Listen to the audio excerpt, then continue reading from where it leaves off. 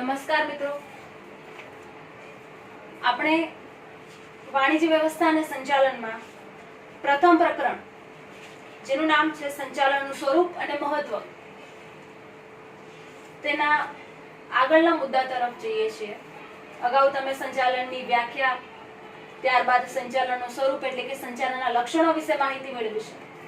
ત્યારબાદ મિત્રો આપણે સંચાલનના મહત્વ વિશે શીખીશું. કોઈ પણ ક્ષેત્રની પ્રવૃત્તિઓ હોય, કોઈ પણ ક્ષેત્રની, ત્યાં સફળતા કે નિષ્ફળતાનો આધાર તેના સંચાલન ઉપર રહેલો છે. અને આધુનિક યુગમાં તો સંચાલનનું મહત્વ ખૂબ જ વધારે છે. સાધનો ગમે તેટલા આધુનિક હોય, પૂરતા પ્રમાણમાં હોય, પરંતુ જો તમારી પાસે સંચાલન ખામીયુક્ત હોય, ક્ષતિયુક્ત હોય, એટલે કે તમે ગમે તેટલી આધુનિક ટેકનોલોજી વસાવો, યંત્રો વસાવો, મશીનરી વસાવો, પણ જો તમારી પાસે કાર્યદક્ષ સંચાલન નહીં હોય, એટલે કે ખામીવાળું સંચાલન હશે, તો તે તમામે તમામ સાધનોનો તમે યોગ્ય ઉપયોગ નહીં કરી શકો. દાખલા તરીકે મિત્રો, તમે યંત્રોની ગોઠવણી કરી છે, પણ એ ગોઠવણી કરવામાં ખામી રહી ગઈ છે, તો તમે યંત્રનો મહત્તમ ઉપયોગ નહીં કરી શકો અને બની શકે કે તમારો જે ધ્યેય છે એ તમે સિદ્ધ નહીં કરી શકો. એટલે કે હવે આ સામાન્ય બાબત સમજ્યા પછી સંચાલનના મહત્વને આપણે થોડું વિસ્તૃત રીતે સમજીએ. એમાં પ્રથમ મુદ્દો છે મિત્રો કે સંચાલન એ દરેક ક્ષેત્રમાં જરૂરી છે. સંચાલન એ દરેક ક્ષેત્રમાં જરૂરી છે. દરેક એટલે કેવા? પ્રથમ, ઉદ્યોગ ધંધા તો છે જ, એ સાથે સાથે ધાર્મિક, સંરક્ષણ હોય, રાજકીય હોય, સામાજિક હોય, રમતગમત હોય, શૈક્ષણિક હોય, દરેક ક્ષેત્રમાં સંચાલન એનું આગવું મહત્વ ધરાવે છે. આ તમામ પ્રકારની પ્રવૃત્તિમાં આપણે આયોજન પણ કરવું પડે છે, વ્યવસ્થા તંત્ર પણ ગોઠવવું પડે છે, દોરવણી પણ આપવી પડે, માર્ગદર્શન પણ આપવા પડે અને અંકુશ પણ રાખવો પડે. તો આ દરેકે દરેક કાર્ય મિત્રો સંચાલનના છે અને એ આપણે કરવા જ પડે. ત્યારબાદનો મુદ્દો છે મિત્રો સાધનોનો ઇષ્ટતમ ઉપયોગ.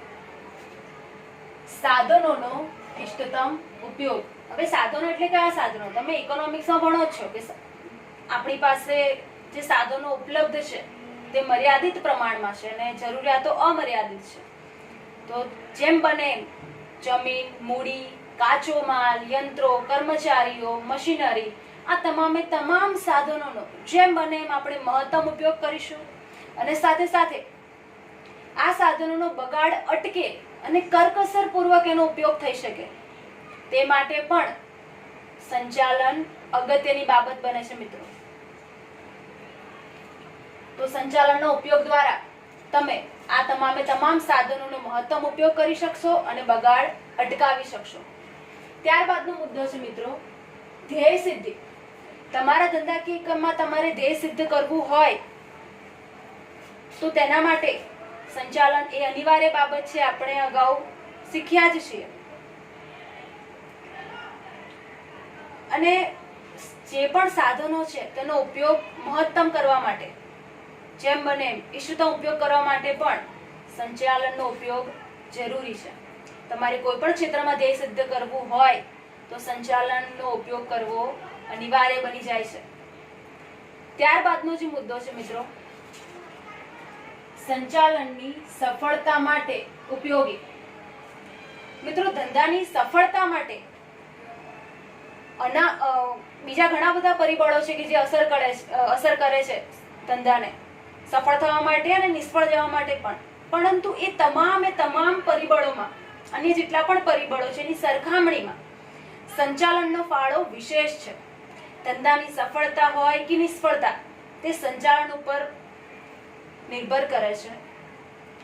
મિત્રો જે નાના પાયાના ઉદ્યોગો છે એ જો મોટા સ્વરૂપમાં ફેરવાય છે, તમારું નાના પાયાનું એકમ હોય ને તમે એનો વિસ્તાર કરીને, વિકાસ કરીને, વિસ્તૃતીકરણ કરીને તમે એને કંપની સ્વરૂપમાં ફેરવો છો, તેનો શ્રેય સંચાલનને ફાળે જ જાય છે મિત્રો. એટલે એવું કહી શકાય કે જો તમારી પાસે કાર્યદક્ષ અને કાર્યક્ષમ સંચાલન હશે તો નફો વધશે, અને જો નહીં હોય, એનાથી વિપરીત પરિસ્થિતિ હશે તો નફો ઘટશે અથવા તો ખોટ પણ થઈ શકે. એટલે એવું પણ કહી શકાય મિત્રો કે કાર્યદક્ષ સંચાલનને કારણે જ ખોટ કરતા એકમો પણ નફો કમાતા થઈ જાય છે. ત્યારબાદનો જે મુદ્દો છે મિત્રો, રોજગારીની તકોમાં વધારો. હવે રોજગારીની તકોમાં વધારો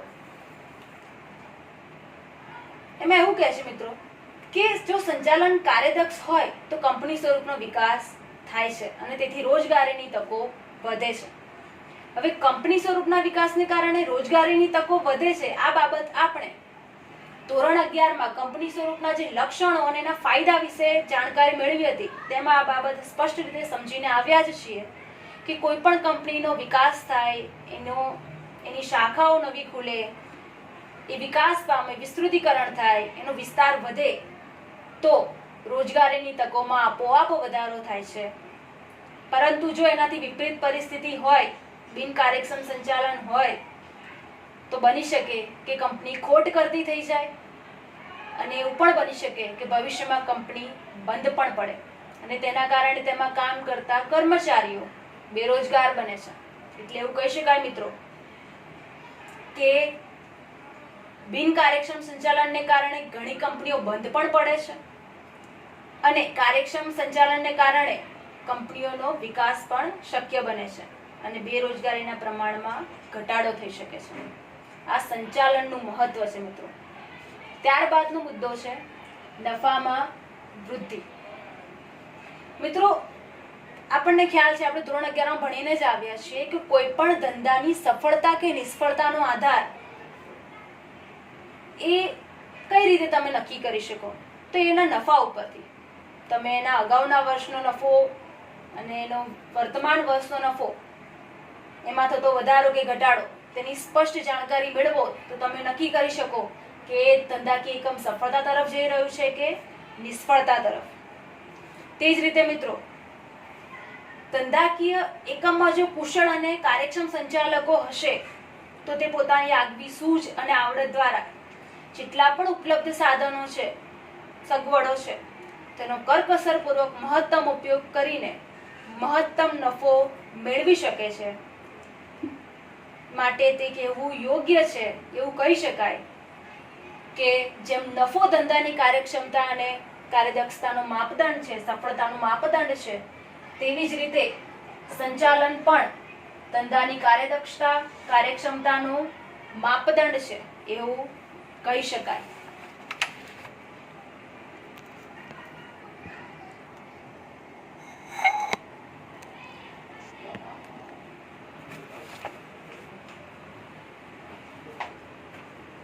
સંચાલનના મહત્વમાં આગળનો મુદ્દો છે મિત્રો કે સામાજિક લાભ. હવે ધંધાકીય એકમમાં ધંધાની સફળતા એ છેવટે સમાજની સફળતા છે. સમાજની સમૃદ્ધિ, સુખાકારીમાં વધારો થાય છે. આપણે ધોરણ 11 માં સામાજિક જવાબદારીનું એક પ્રકરણ ભણી ગયા મિત્રો. તેમાં એવું સ્પષ્ટ કહે છે કે કોઈ પણ ધંધાકીય એકમનો જે ઉદ્ભવ છે, એનો વિકાસ છે, એ સમાજમાં રહીને જ થાય છે. એટલે કે સમાજની સમૃદ્ધિ, સમાજના સાધનો, સમાજના લોકો, એનો ઉપયોગ કરીને જ ધંધો વિકાસ પામે છે. હવે દરેક એકમ સમાજમાં રહીને જ કામ કરે છે, સમાજ માટે જ પોતાની કામગીરી કરે છે. તો આ સમાજના સાધનોનો ઉપયોગ કરીને સમાજમાં વસતા જેટલા પણ લોકો છે એના માટે ધંધો, એના લાભાર્થે પોતાની કામગીરી કરે છે.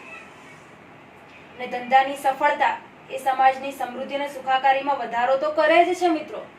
સાથે સાથે ધંધાકીય એકમો જે અનેકવિધ વસ્તુઓ અને સેવાઓનું ઉત્પાદન કરે છે તે ઓછી પડતરે સમાજને ઉપલબ્ધ કરાવે છે.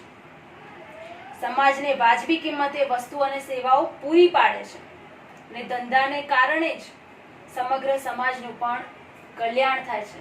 અને ધંધો ક્યારે આ બધું કરી શકે છે કે જેની પાસે સુકુશળ સંચાલકો છે, કાર્યદક્ષ સંચાલકો છે. કે જેમની પાસે પોતાની આવડત છે, આગવી સૂઝ છે, બુદ્ધિ ક્ષમતા છે, કૌશલ્ય ધરાવે છે, અનુભવી છે, તાલીમ પામેલા છે, તેના કારણે જ ધંધો સફળ થાય છે અને સફળતાનો લાભ સમાજને પણ પ્રાપ્ત થાય જ છે. તેના પછીનો જે મુદ્દો છે મિત્રો, રાષ્ટ્રીય હેતુ. જેમ આપણે અગાઉ વાત કરી કે ધંધાની સફળતાનો લાભ સમાજને તો મળે જ છે, તેવી જ રીતે સમાજમાં જે લાભો થાય છે એનો છેવટે લાભ તો રાષ્ટ્રને થાય છે, જે તે દેશને થાય છે. હવે જે વણવપરાયેલ માનવ સંપત્તિ છે અથવા તો ઉત્પાદનના સાધનો છે કે જે વણવપરાયેલા પડી રહે છે, તેનો મહત્તમ ઉપયોગ કરવા માટે પણ કાર્યક્ષમ સંચાલન અનિવાર્ય બને છે મિત્રો.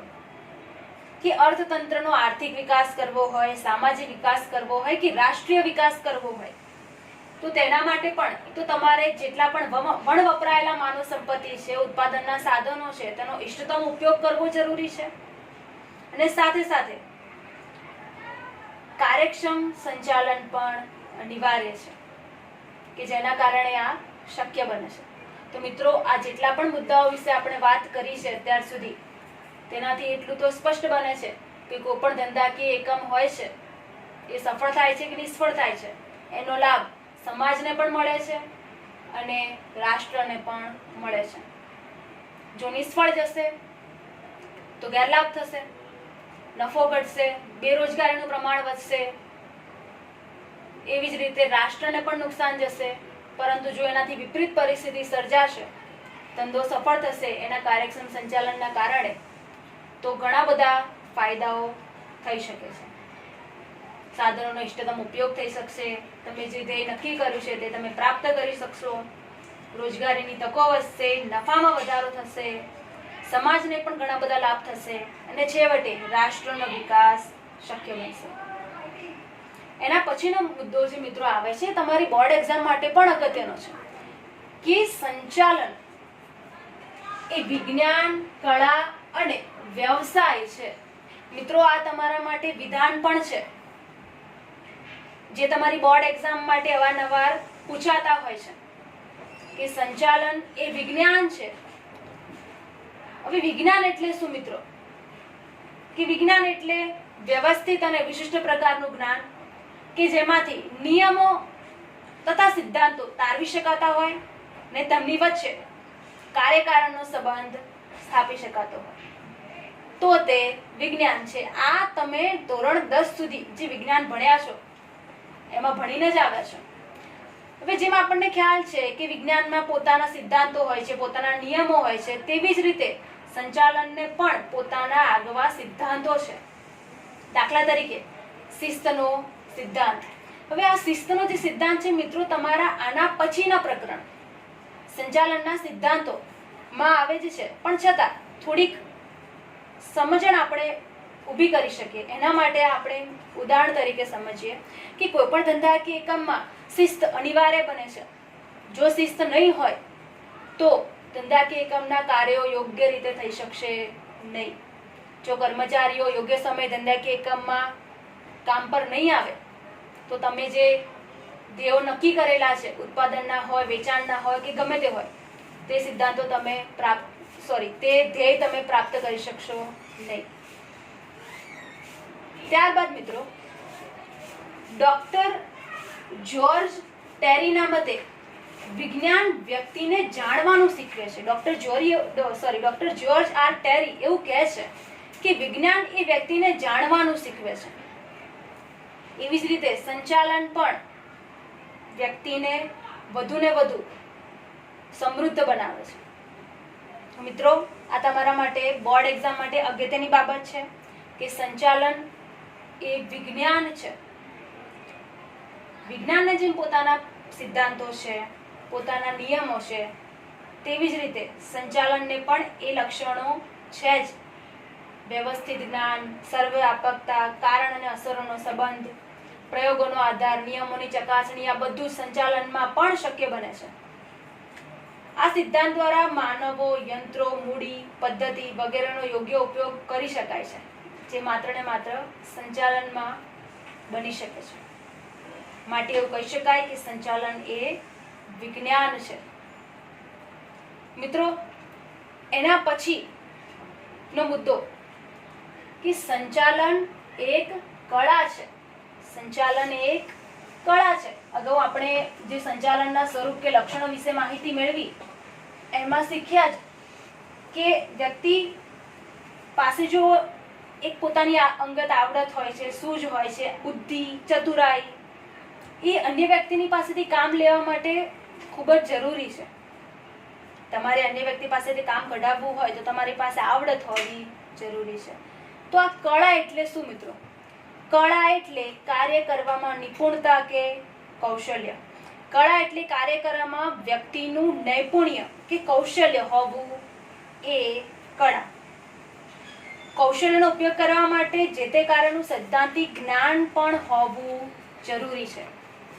માત્ર ને માત્ર પ્રાયોગિક જ્ઞાન અનિવાર્ય નથી. તમારી પાસે સૈદ્ધાંતિક જ્ઞાન પણ જ હોવું જરૂરી છે.